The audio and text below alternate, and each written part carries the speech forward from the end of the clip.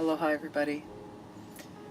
I'm really grateful to have been able to be here in Hawaii this morning to see off almost 200 soldiers from the Hawaii Army National Guard's 1st of the 487 Field Artillery Battalion, who are going to be deploying to Afghanistan. It's been a tough morning. Seeing a lot of old friends, people who I deployed with, and sending them all off. It's been tough accepting that I'm not going with them. This unit specifically was the unit I deployed with during my second deployment. So there were a lot of people there who I served with during that deployment. There were a lot of new faces, a lot of younger soldiers, people who've never been deployed before.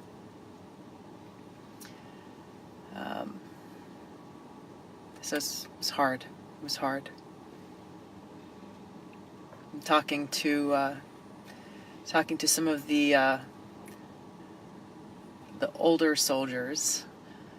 People who've been around for a while. A lot of my friends, they've served on 2 or 3, or this is their 4th deployment. And for a bunch of them, they said this is going to be their last.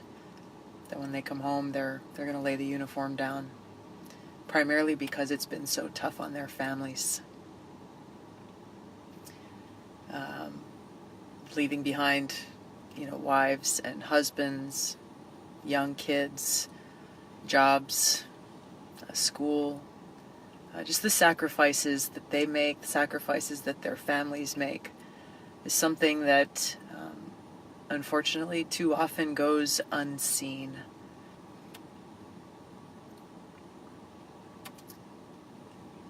So while in many ways I wish that I could be there with them, I also know and am reminded by why I'm doing what I'm doing here. Why I'm running for president. Why I'm fighting to end these regime change wars. So that we don't have to send our troops off like this. So that their families don't have to go through this kind of sacrifice.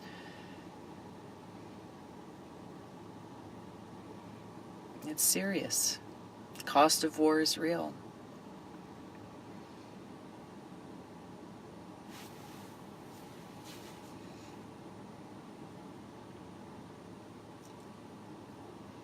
So they'll be gone and away from their families for almost 400 days.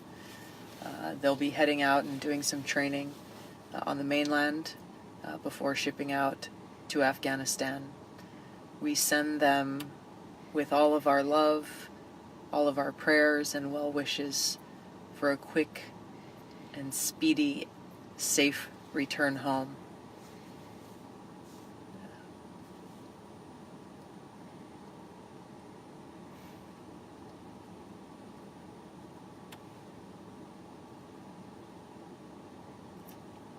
I will continue to do all that I can.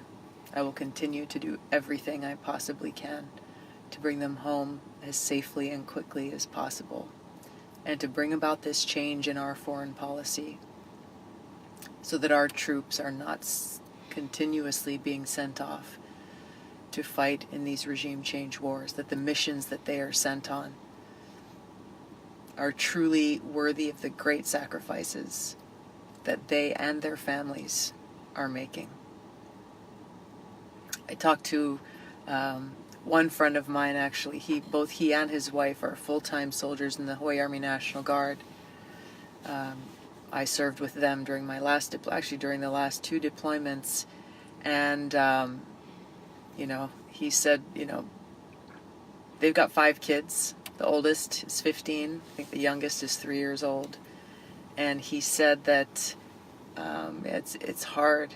He's going on this deployment. His wife is staying home. They've got family who can help with the kids, but still, his 15-year-old said, Dad, you're not going to be around to help teach me how to drive. So And he's like, "All right, honey, get in the car. we're gonna go for a quick spin around the parking lot." But it's the things that never make it into the headlines, and it's the peoples whose names are not spoken.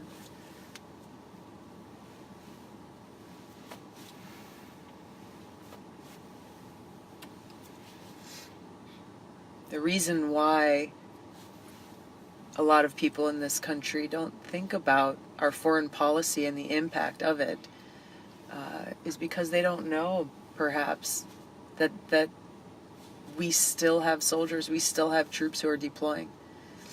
We still have people who are putting their lives on the line for our country.